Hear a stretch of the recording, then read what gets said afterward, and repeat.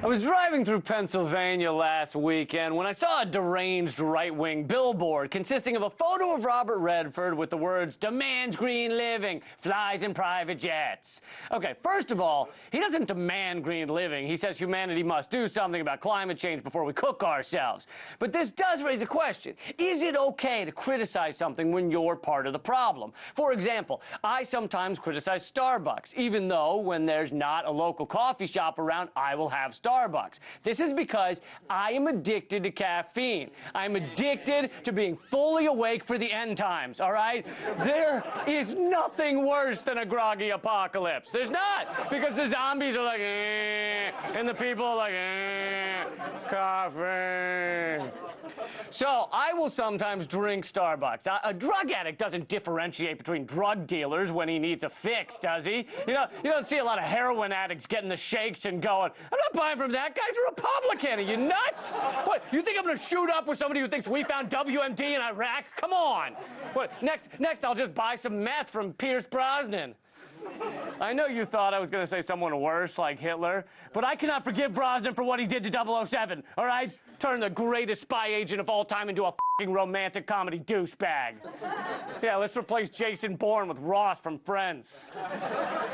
But my point is, we should be okay with activists criticizing our society while still existing in it to some degree. Yeah, the best and most well-known climate activists fly in planes sometimes to get where the they're going. You know why there aren't climate change activists who refuse to ever get on a plane or drive in a car? There are, but you've never heard of them because they're sitting in a log cabin alone in the hills of Wyoming pooping in the woods. They're not doing CNN interviews because they'd have to get across the country on roller skates, all right? I, for one, I don't know who that is, by the way. I, for one, am glad we're not waiting for Bill McKibbins of 350.org to pogo stick to the International Climate Summit in Doha, you right-wing nuts. And where are the left-wing equivalent of those stupid billboards? Karl Rove claims to be privatized free market everything, but uses roads to drive on, built by the government.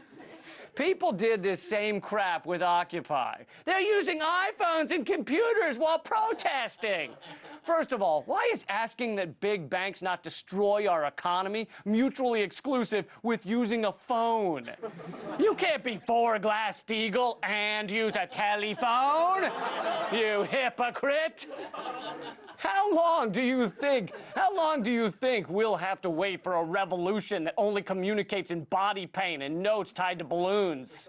I say use every bit of the dominant technology to tear down the system of unfettered capitalism mixed with unquestioned oligarchy, because an Amish revolution that fires up the world with butter churns is less than likely. The butter churn rebellion is not on the horizon.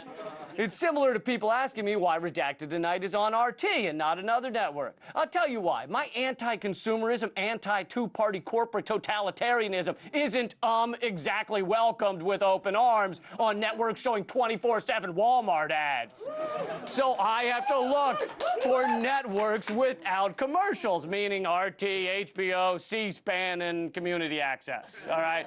HBO isn't knocking at my door. For C-SPAN, I'd have to host my show from the floor of the Senate, and the last time I tried that, I was waterboarded. And I can't get on community access because I'd have to compete with this.